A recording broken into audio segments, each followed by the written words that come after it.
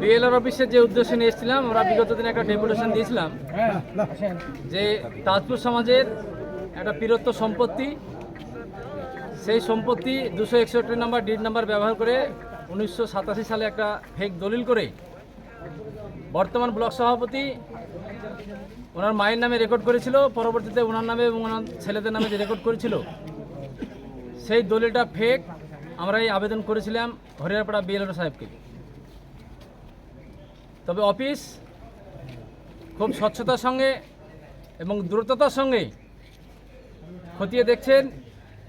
জেলায় চিঠি করা হয়েছে জেলার এডিএম এলআর সাহেবকে, সেই চিঠির মেমো নাম্বার হচ্ছে 339। জেলার এলআর সাহেবও দায়িত্বের সঙ্গে মাথা দিয়ে দেখছেন, উনিও চেয়েছেন, উনিও তদন্ত করছেন এবং উনি আশ্বস্ত করলেন আমাদেরকে যে খুব তাড়াতাড়ি বা দ্রুততার সঙ্গে একটা সিদ্ধান্ত নেবেন। অফিসের নিয়মে খুব দ্রুততার সঙ্গে কাজ করছে।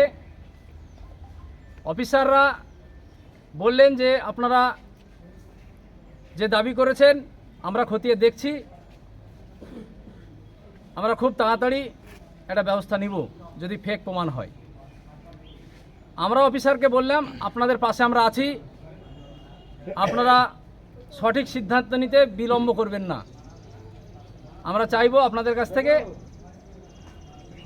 সত্য উদ্ঘাটিত হোক, দোষী সাব্যস্ত হোক এবং দোষীর বিরুদ্ধে এফআইআর করে ওনার উপযুক্ত শাস্তি ব্যবস্থা করা হোক।